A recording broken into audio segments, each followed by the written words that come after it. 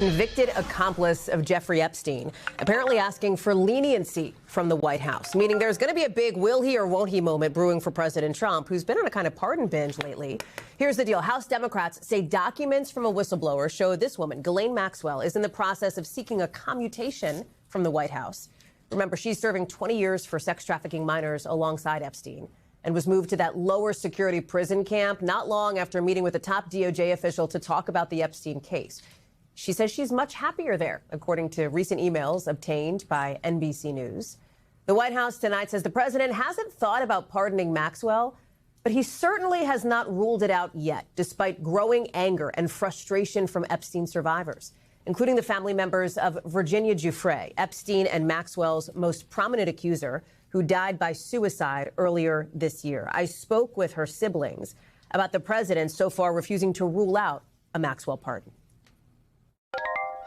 And when you heard the president say that again, even after your very public calls for him, all but begging him to rule out a pardon for Maxwell, what goes through your mind?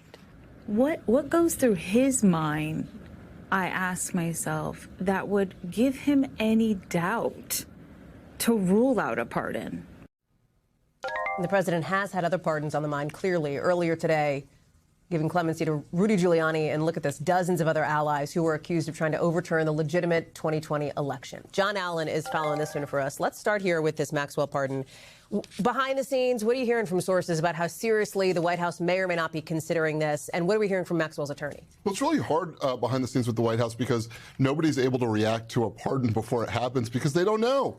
Because Donald Trump chooses who to pardon when, and the sort of existing process for it has been, broken down. Because there's usually a process, right? There's usually a very organized way that these things happen. Not so in the president's first term or second term. And there's certainly some of that. There is an organized process for some of these to get to the president, but also the president clearly makes his own decision, his own timetable, and the White House really doesn't preview that. And sometimes they are very surprising and seem to be very abrupt. But the White House did talk about the Maxwell possible pardon today. So let's, I think we've got that to take a look at. The White House does not comment on potential clemency requests, Abigail Jackson, the White House spokeswoman, said. As President Trump has stated, pardoning Ghislaine Maxwell is not something he has thought about. Now, you were talking about earlier about this whistleblower complaining about the treatment that she's getting. And her saying in an email that she's happier, and no wonder, because if this whistleblower is right, we have, here's basically what she's been getting in prison: customized meals, the warden arranging appointments for her, special help accessing, reviewing, and editing her legal documents, playtime with a puppy service dog in training, and permission to exercise after hours in staff-only areas. So this whistleblower is telling the House Democrats, the Judiciary and Oversight Democrats, that she's got this sort of really posh circumstance in prison as it stands. And then just one other sort of thing going on here. Congressman Robert Garcia spoke about this today and the outrage that some folks are feeling about. I'm not going to read the whole thing, but folks can see it up on the screen. Part of it, he said, is for months people have been hearing about what DOJ is providing her with, and now he is calling on Speaker Johnson and the Oversight Committee Chairman Jim Comer to publicly oppose a commutation. And by the way, Maxwell's attorney has said, right, that the prison camp move was for her safety and security, that there had been an issue around that, and that's why. Right, and I think there's some controversy here because it's one thing to keep her safe, it's another thing to give her time to play with a puppy.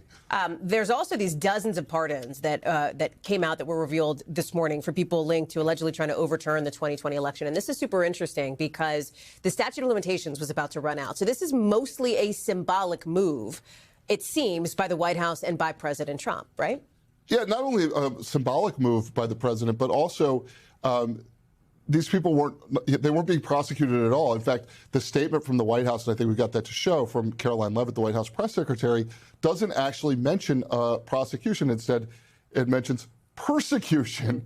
Here's what she said: "These great Americans were persecuted and put through hell by the Biden administration for challenging an election, which is the cornerstone of democracy. Getting prosecuted for challenging results is something that happens in communist Venezuela, not the United States of America.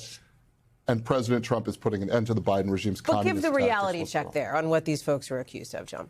They were accused of, well, first of all, no formal charges ever, right? Yep. So what they're accused of is attempting... State charges, but not federal charges. Right, not federal charges.